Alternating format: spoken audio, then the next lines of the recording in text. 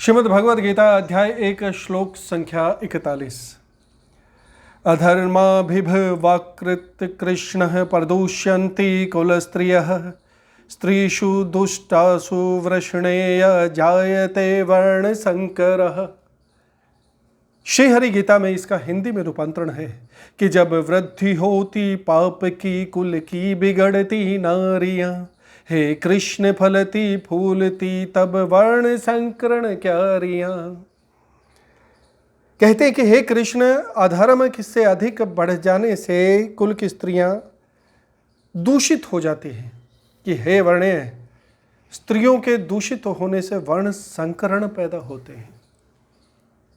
जैसा पिछले श्लोक में मैंने स्पष्ट किया था कि जब एक वंश का, एक संपूर्ण कुल के युवाओं का, संपूर्ण कुल के पुरुषों का सर्वनाश हो जाएगा, उसके पश्चात जो स्थितियां पैदा होंगी वो बहुत ही विकट होगी।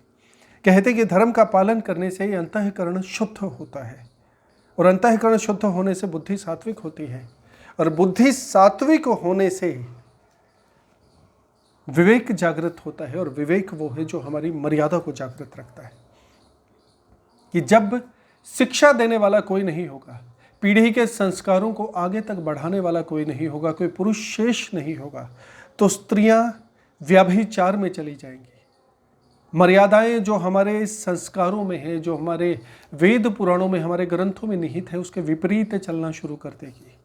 स्त्रियों में व्याभिचार उत्पन्न हो जाएगा। व्याभिचार का मतलब ये है कि वो संसर्ग स्थापित करेंगे अधर्मियों से, विपरीत धर्म के व्यक्तियों से, उनके निकट जाएंगे।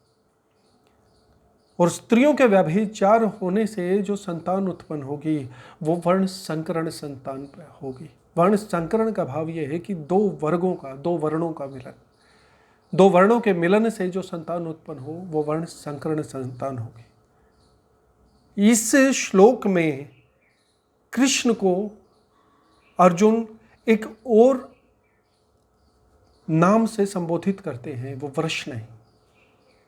कृष्ण यदुर्वंशी वृषण वंश के पुत्र थे, वृषणवंशी थे। कहते हैं कि हे कृष्ण, तुम तो सबको तारने वाले हो, तुम तो सर्वे सर्वा हो, प्रत्येक को अपनी ओर खींचने वाले हो, तुम वृषणवंशी हो।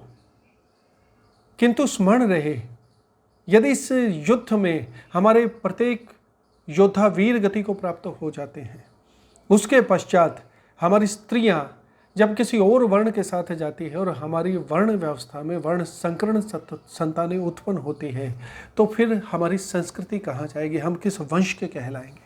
जिस प्रकार तुम वर्णवंशी कहलाते हो, वृषणी वंशी कहलाते हो, उसी प्रकार हम जो कुरुवंशी कहलाते हैं, तो आने वाले समय में युद्ध के पश्चात जो परिणाम होंगे, उस समय हमारा वंश कौन सा वंश कहलाएगा, या हमारा वंश इस युद्ध के साथ लोप ही हो जाएगा। हरे कृष्ण।